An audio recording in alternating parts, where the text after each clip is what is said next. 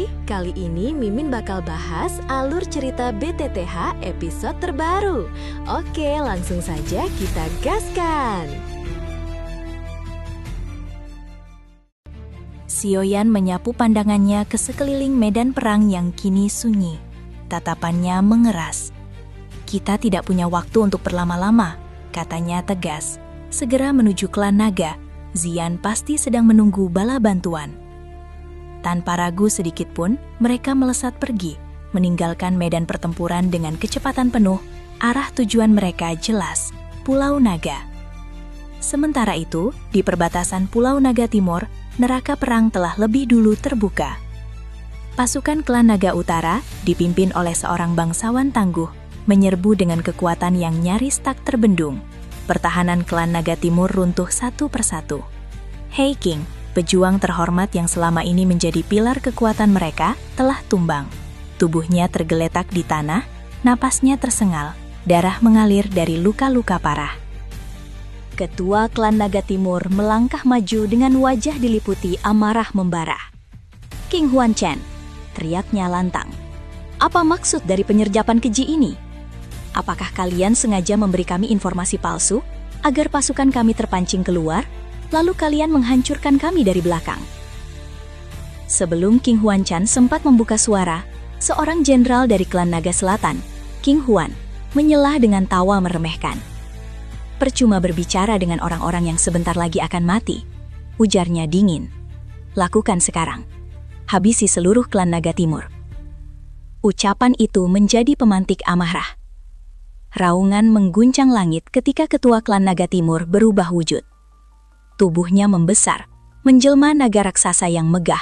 Sisiknya berkilauan memantulkan cahaya langit yang muram. Namun King Huan sama sekali tidak gentar. Dalam sekejap, ia pun melepaskan wujud manusianya, berubah menjadi naga biru raksasa yang memancarkan aura mengerikan. "Kau pikir kau bisa menghalangiku?" geramnya. "Mari kita buktikan siapa yang paling kuat." Benturan kekuatan mereka menghantam udara seperti petir. Pulau bergetar hebat. Langit dan bumi seolah retak oleh dahsyatnya tabrakan dua naga agung itu. Dari barisan belakang, seorang bangsawan klan Naga Utara berteriak penuh fanatisme. "Hari ini kami datang dengan kekuatan gabungan dari 3 pulau naga. Kaisar naga palsu itu akan mati. Dia bermimpi terlalu tinggi jika mengira bisa menguasai seluruh klan." 3 pulau naga menolak kemunculan kaisar baru. Di tengah kekacauan yang semakin menggila, Hei King, meski tubuhnya penuh luka, memaksa dirinya bangkit. Dengan sisa tenaga dan tekad yang tak mau padam, ia kembali bertarung, melawan musuh dengan keberanian yang nyaris nekat. "Kalian semua bajingan!" raung Hei King dengan sisa tenaganya. "Kalian tahu siapa dia sebenarnya, Kaisar Naga sejati. Namun kalian pura-pura buta, menginjak-injak hukum suku demi ambisi kalian sendiri." Salah satu bangsawan naga tertawa sinis. "Mungkin benar dia mewarisi darah naga leluhur," katanya meremehkan. "Tapi kami tidak akan pernah tunduk padanya. Percuma berdebat dengan para pengkhianat. Serang, habisi mereka." Sebuah pukulan dahsyat menghantam tubuh Hei King. "Kau hanyalah bocah," dengus bangsawan itu dingin. "Tidak pantas berdiri di hadapanku." Ledakan energi meletus. Tubuh Hei King terlempar jauh, menghantam tanah dengan keras. Darah memuncrat dari mulutnya, tulang-tulangnya nyaris remuk.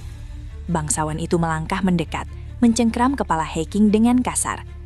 "Dengar baik-baik Hei King, kau memang kuat," bisiknya penuh ejekan. "Tapi kau memilih pihak yang salah. Hari ini, kau akan mati."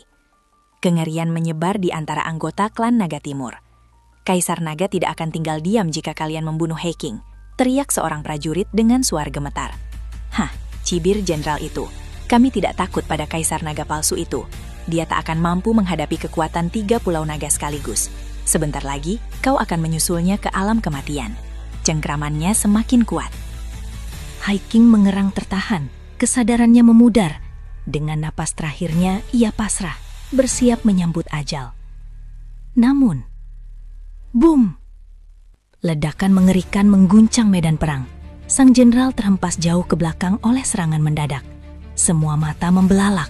Di tengah debu dan retakan tanah, sesosok pria berdiri tegak. Aura amarah menyelimuti tubuhnya, matanya menyala tajam. Ia tuh Sioyan. Kalian berani melakukan ini, raungnya. Suaranya mengguncang udara. Ia segera berlutut di sisi Hiking yang terkapar. Bertahanlah, ucapnya cepat. Minum pil ini, lukamu akan segera pulih. Sioyan menggenggam bahu Hiking dengan kuat. Tenang saja, aku yang akan mengurus mereka semua. Kau sembuhkan dirimu dulu. Dengan tangan gemetar, Hiking meraih lengan Sioyan. Sioyan, tunggu, bisiknya lemah. Jangan gegabah, mereka sangat kuat. Sioyan menepuk bahunya dengan keyakinan penuh. Tatapannya mengeras, dipenuhi tekad membara. Tenang, katanya dingin. Dengan kekuatanku sekarang, aku akan memberi mereka pelajaran dan menagih semua yang telah mereka lakukan. Kedatangan Sioyan ke Wilana Klan Naga sontak mengguncang medan pertempuran. Ia tidak muncul sekedar sebagai tamu, melainkan hadir tepat di saat paling genting, saat Klan Naga Timur berada di ambang kehancuran akibat serangan gabungan dari 3 pulau naga. Kehadirannya bagai petir yang membelah langit kelam, membawa harapan di tengah keputusasaan. Reaksi para jenderal dari 3 pulau naga berubah seketika. Wajah-wajah yang semula dipenuhi keyakinan mendadak menegang, bahkan tersirat keterkejutan yang sulit disembunyikan ketika sosok Sioyan berdiri di hadapan mereka. Sebaliknya, Hiking nyaris tak mampu menyembunyikan kegembiraannya. Tatapannya berbinar, penuh kekaguman. Ia tak pernah menyangka Sioyan mampu menembus kepungan, bahkan membawa bala bantuan yang begitu menentukan. Amarah justru membara di pihak pasukan 3 pulau naga. Bocah sialan, geram salah seorang jenderal. Berani-beraninya ia mengacaukan rencana kita. Melihat keadaan berbalik, salah satu jenderal mulai dilanda kepanikan. Ia berusaha melarikan diri, berniat melaporkan situasi ini kepada para raja naga dari 3 pulau. Namun sebelum sempat menjauh, ledakan dahsyat mengguncang jalur pelariannya. Sekelompok sosok muncul menghadang. Mereka adalah prajurit dari suku Piton. Para jenderal tertegun. Mereka sama sekali tidak menyadari bahwa suku Piton telah mengalami bergantian kepemimpinan dan tidak lagi berpihak pada mereka. Dengan penuh kepercayaan diri yang keliru, salah seorang jenderal bahkan tertawa dan berkata, "Kalian datang tepat waktu. Aliansi kita membutuhkan bantuan untuk menghancurkan Pulau Naga Timur." Namun senyum itu segera membeku.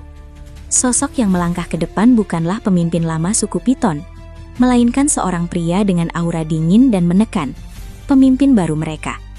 Suaranya tenang, namun mengandung ancaman yang mematikan. "Kau mengira pemimpin lama kami telah mati?" ucapnya dingin.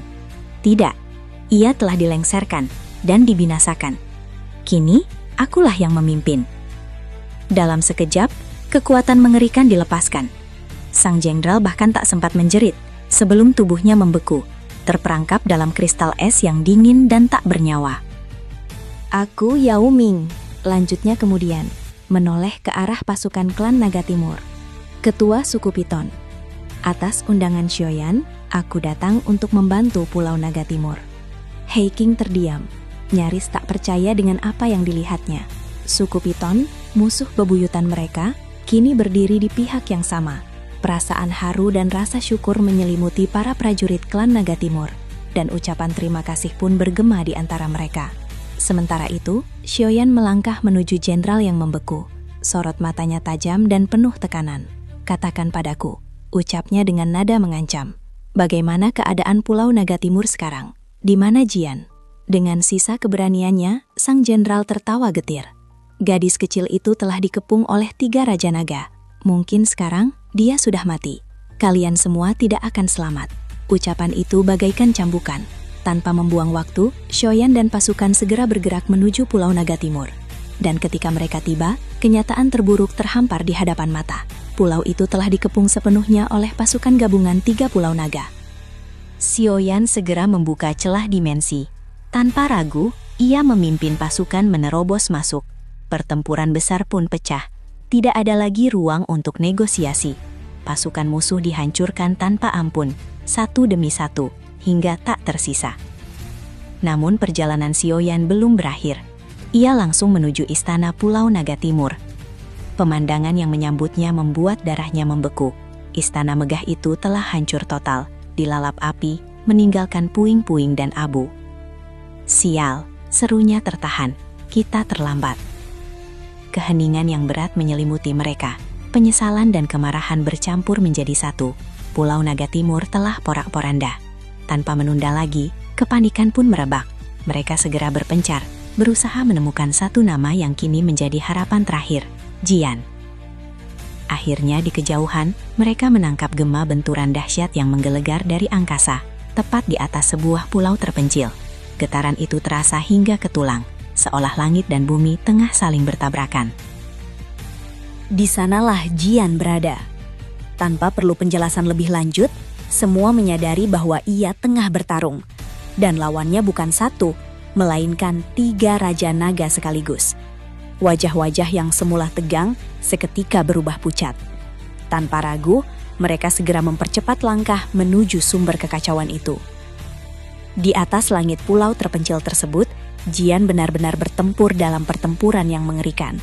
Aura kekuatannya menyala terang, menahan gempuran 3 Raja Naga yang mengelilinginya dari segala arah. Dengan amarah yang membara, Jian berteriak lantang, suaranya menggema di antara awan yang terkoyak. Kalian bermimpi dapat menguasai Pulau Naga.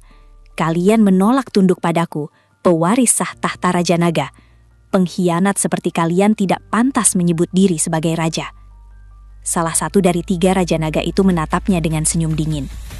Jian, katanya meremehkan, lebih baik kau menyerah. Kau tidak akan pernah mampu menghadapi kami bertiga. Namun Jian tetap berdiri tegak. Tombak di tangannya berkilauan, memantulkan amarah dan tekad yang membara di dalam hatinya. Di hadapannya berdiri 3 sosok yang mengklaim diri sebagai penguasa Pulau Naga. Raja Naga Barat yang angkuh dengan kekuatan dosen bintang 3, Raja Naga Utara yang dingin dengan kekuatan setara, serta seorang raja yang haus kekuasaan hingga rela mengorbankan segalanya. Mereka adalah simbol pengkhianatan, kebusukan, dan keruntuhan kehormatan suku Naga. Kalian... Suara Jian bergetar, menahan luapan emosi yang nyaris tak terkendali. Demi memuaskan ego busuk kalian, kalian memecah belah suku Naga yang dahulu mulia. Kalian membantai saudara sendiri, menodai tanah leluhur dengan darah yang tak berdosa. Apakah kalian tidak merasa malu melihat kehancuran yang kalian ciptakan? Ia menggenggam tombaknya semakin erat. Tatapan matanya menyala, tekadnya mengeras hingga ke titik penghabisan. Aku, Jian, tidak akan pernah menyerahkan tahtaku kepada kalian. Kalian tidak layak menyandang gelar raja. Kalian hanyalah serigala berbulu domba, pemangsa kehormatan dan tradisi kami. Tanpa menunggu jawaban, Jian menerjang ke depan. Tombaknya melesat, dilepaskan bersama kekuatan dosen yang dahsyat. Ledakan mengerikan pun tercipta, mengguncang seluruh pulau. Api dan energi liar menyembur ke segala arah, melumat apapun yang berada di jalurnya. Di kejauhan, Xiaoyan dan rombongannya merasakan getaran dahsyat itu. Wajah mereka langsung berubah. Itu Jian, seru Xiaoyan dengan nada mendesak. Cepat, kita harus segera sampai ke sana.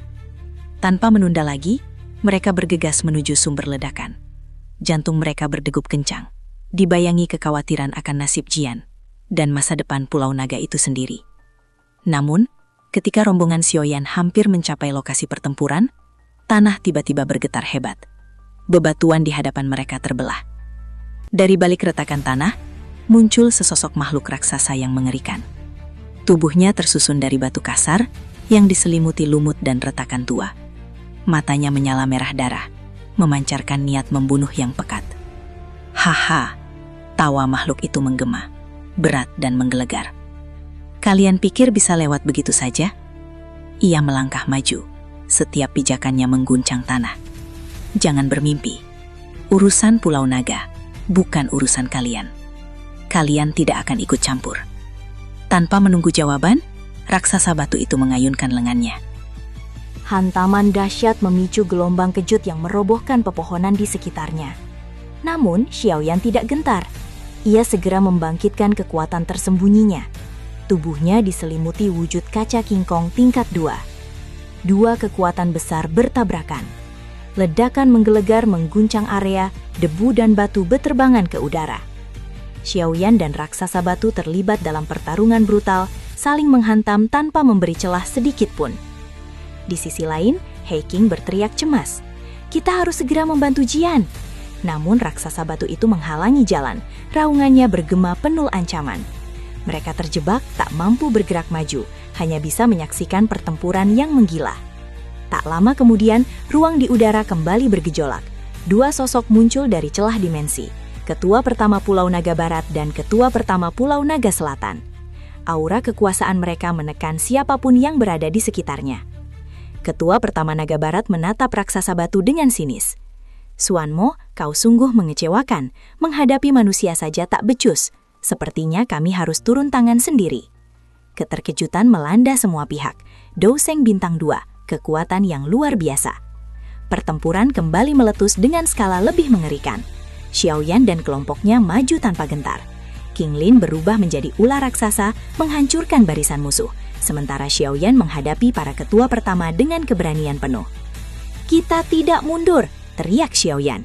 Hidup atau mati, kita tentukan di sini. Di tengah kekacauan, Ketua Pulau Naga Timur mendekat. Xiaoyan segera bantu Jian. Dia mungkin sudah terdesak oleh 3 raja palsu itu. Xiaoyan tersentak. Tanpa ragu, ia berbalik menuju arah Jian. Namun belum sempat melangkah jauh, 3 sosok menghadangnya. Para Douseng Bintang 2 dari pulau lain.